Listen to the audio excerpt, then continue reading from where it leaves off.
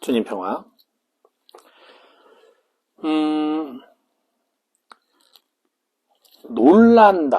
놀랐다. 우리 어떨 때 놀라나요? 물론 이제 누군가 뒤에서 으이! 했을 때 깜짝 놀라기도 하죠. 그거는 이제 몸이 반응하는 놀람이고요. 자동적 반응이잖아요. 이건 자동 반응이고, 우리가 어떤 것을 접했을 때 놀라는 그 시점은 내가 생각지도 않은 일이 벌어졌을 때 놀라고, 그리고 혹은 내가 불가능하다고 여겼던 것이 눈앞에서 펼쳐졌을 때 놀라고, 또 부부정적으로는 내가 당연하다고 생각했던 게 갑자기 틀어지거나, 예를 들어서 사업을 했는데 부도가 갑자기 났다고, 멀쩡한 사업이 부도가 났다거나 했을 때, 혹은 가족들에게 병고가 생겼을 때, 그 소식을 들었을 때 정말 깜짝 놀라죠. 어쨌든 이 놀란다는 것은 내가 뜻하지 않은, 내가 예상하지 못했던 그러한 체험을 할 때 놀라게 되어 있습니다. 그죠? 그래서 이 복음 말씀에 보면은 사람들이 놀라는 장면이 많이 나와요.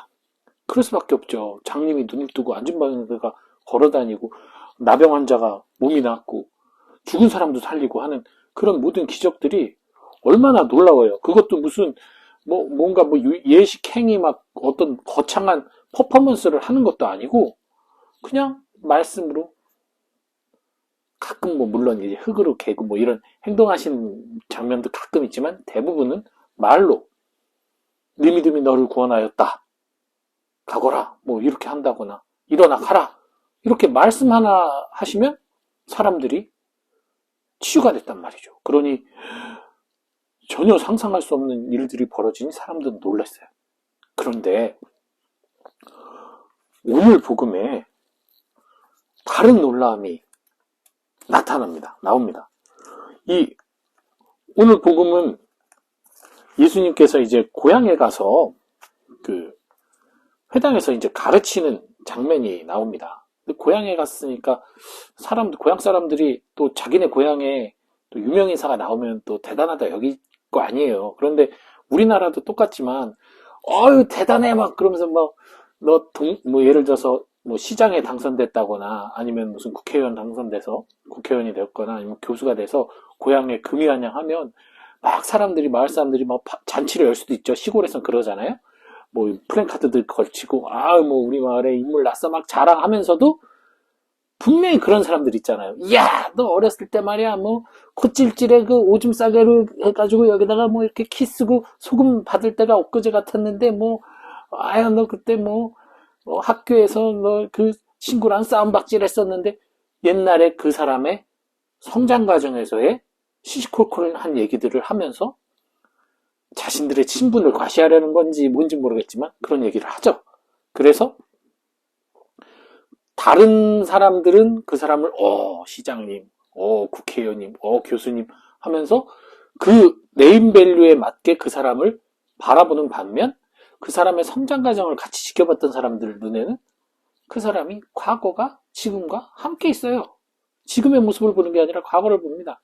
그러다 보니까 그만큼의 존경심, 그만큼의 어떤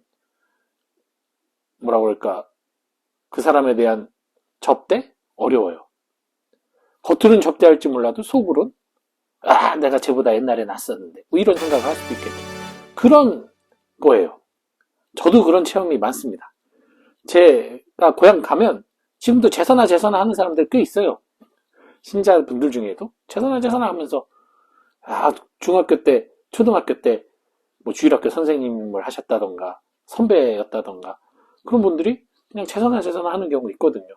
야, 너 옛날에 그런 마음으로 예수님을 바라보니 놀랄 수밖에 없는 거죠. 와, 그렇게 특별히 교육을 더 받은 것도 아니었고, 그렇게 우리랑 같이 있을 때 목사들로 그냥 평범하게 살았던 것 같은데, 어떻게 저렇게 대단하게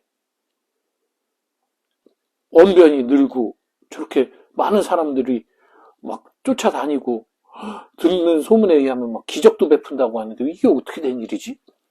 왜 우리는 전혀 그걸 몰랐지? 깜짝 놀랍니다. 그래서 그들이 그 과거에 마음이 가 있다 보니까 지금의 예수님의 모습, 예수님의 선포를 올바로 받아들이지 못하죠. 그래서 이거와 병행구인 다른 복음 말씀에서는 그들이 예수님을 절벽에 떨어뜨리려고 하기도 하고 예수님을 배척합니다. 고향에서 배척을 당해요. 그래서 그 모든 예언자는 고향에서 사랑받지 못한다는 말을 예수님이 남기시죠. 그렇게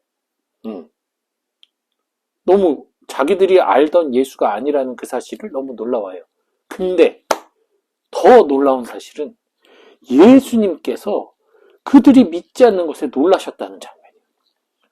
예수님 하나님이시잖아요. 그들이 안 믿을 걸 당연히 아셨어야 되는 거잖아요. 알고 있는 것은 놀랄 일이 아니잖아요. 근데 예수님이 놀라셨다는 장면이에요. 하느님도 이 행동들이 이해가 안 갔다는 얘기입니다. 그만큼 인간은 엄청난 사람들이, 엄청난 존재인 거예요.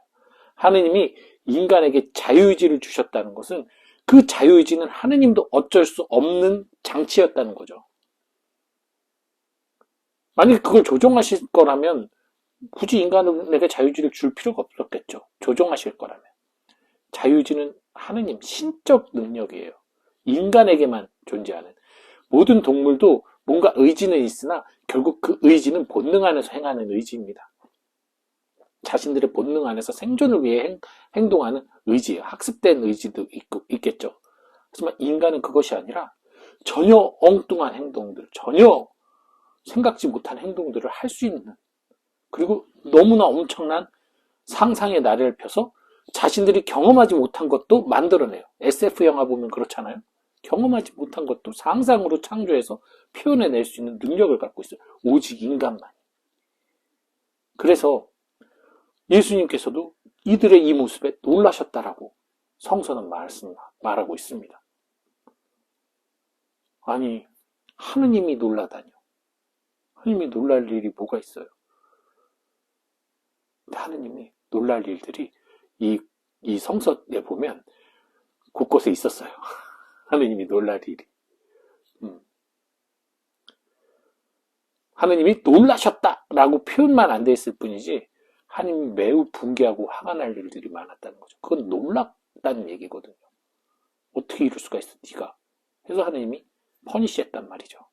그런 일들이 있어요. 그만큼 인간은 하느님이 대단히 소중히 여기고 만들어낸 작품이었다는 얘기죠. 아무튼 예수님이 놀라셔서 거기서 고향에서 기적을 행하지 않으세요. 그리고 다른 마을 가서 선포를 하십니다. 여기에서 나오는 것이 그들이 믿지 않는 것에 놀랐다고 했어요. 즉, 이 믿음은 과거를 돌아보는 것에서는 결코 생겨날 수 없다라는 것을 오늘 복음은 말하고 있습니다. 이건 우리의 인생을 봐도 똑같아요. 과거를 돌이켜보는 사람은 과거를 그냥 성찰하는 바탕으로 삼아서 지금 오늘의 내 삶에 집중하는 사람은 앞으로 나갈 수 있으나 과거에 머물러서 과거의 모습이 그러했으니 지금의 모습을 과거와 연결지어 놓고 그 사람을 단정하고 절대 넌 변하지 않는다라고 생각하는 사람들에게 있어서는 더 이상의 삶의 발전이 없죠. 신앙도 마찬가지예요. 우리들이 하느님을 처음 믿었던 때와 지금은 다른 게 정상이고 마땅히 그래야 됩니다. 근데 많은 사람들이 흔히 말하는 첫마음 하면서 옛날에 그 하느님을 알았던 그 감정을 유지하려고 노력하고 그 감정대로 가지 못하는 것을 한탄해 한다는 거죠. 그럴 필요가 없어요. 왜냐? 그때의 나와 지금의 나는 다르기 때문이죠. 어제의 나와 지금의 나도 달라요. 얼굴도 달라졌지만 생각도 달라졌어요. 태도와 말도 달라요. 그렇기 때문에 그때의 믿음과 그때의 신앙관으로 바라본 하느님과 지금의 하느님은 달라야 돼요. 그리고 그때보다 지금이 뭐 성장해야 된다, 뭐 줄어들었다, 성장했다, 그런 개념으로 보는 것이 아니라 이 모든 맥락 안에서 지금 살아있는 내가 지금 살아있는 하느님을 사랑하고 믿어야 되는 겁니다. 그것이 믿음이에요. 과거에 이만큼 했는데 지금은 요만큼이냐, 이만큼이냐. 믿음의 척도가 그렇게 가서는 안 된다는 얘기예요.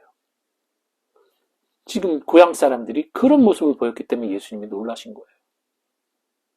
아니, 지금 내가 니네 눈앞에 있는데, 리빙 갓이 지금 니네 눈앞에 휴먼빙이 돼서, 사람이 돼서 이렇게 있는데, 왜 과거 얘기를 계속 끄집어내면서 지금의 내 모습을 과거의 틀로 묶으려 하느냐.